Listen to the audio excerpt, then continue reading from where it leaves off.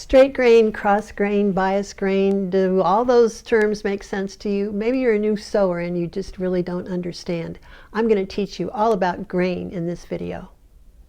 This is the selvage of the fabric.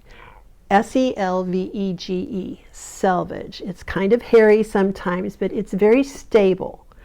That's the lengthwise grain of the fabric. Those threads have been put on the loom, and then the crosswise threads have been woven to make the fabric on a woven fabric. So we've got straight grain, and so you see as I pull on that, it's very strong. I can't really stretch it. Crosswise, look, when I go like this, can you see the give? So that's cross grain. If this fabric didn't have that selvage on it to let me know that this direction was lengthwise, if I were down here in no man's land with no selvage, I could tug on it, and I could see which way there was give, and I would know that's crosswise and that's lengthwise. Also, woven fabric tears, and it will tear straight. So you snip in along the selvage and you rip it. Little girls, when I'm teaching them to sew, they love to learn that they can rip fabric. I can assure you that that rip is exactly 90 degrees to what the selvage would be. See over here? Exactly 90 degrees. So when you're laying your pattern piece on the fabric, this arrow that says grain line must be exactly parallel to the vertical straightwise grain. So is it parallel right now? No. We've got to, and of course we'd be on a cutting table, but what I would do would be to measure over from this arrow to the edge here, and if that were 15, I would then have to make sure that from this end of the arrow over was 15, so that this is on the exact straight grain of the fabric. I can't begin to tell you how important that is. You can't just guesstimate it, you must measure it. Cardinal rule of sewing, do not disobey straight grain. And then there's bias. So we've got straight grain, cross grain, and we've got at a 45-degree angle bias. Do you see how much that stretches?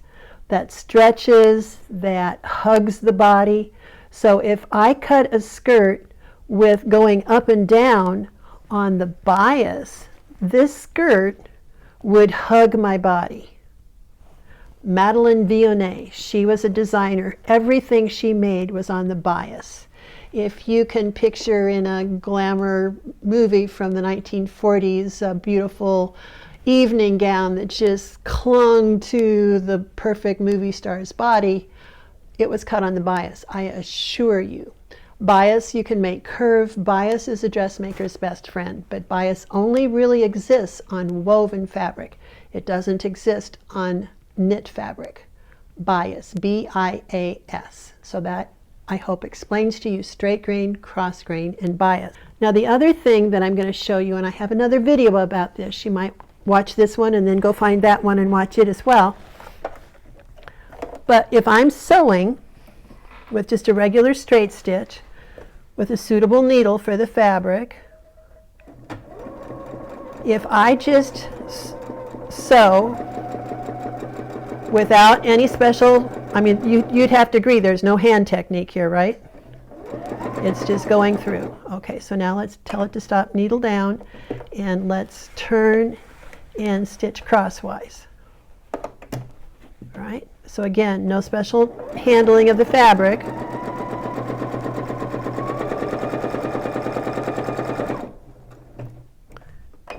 I can tell you, just looking at the stitching, which is lengthwise and which is crosswise. This is lengthwise because it's competing with the lengthwise threads here in the fabric. Do you see this down here? It doesn't have the puckers that this does.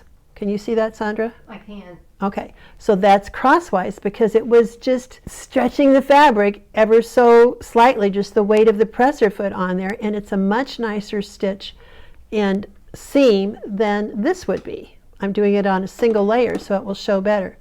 But I can tell you, understanding that and that straight grain is stronger, whenever you're sewing seams on the straight grain, and just in general, so much of good sewing and good results is hand position as you sew.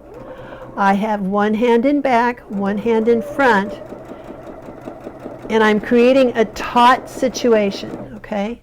So these fingers are like this, and this hand is back here.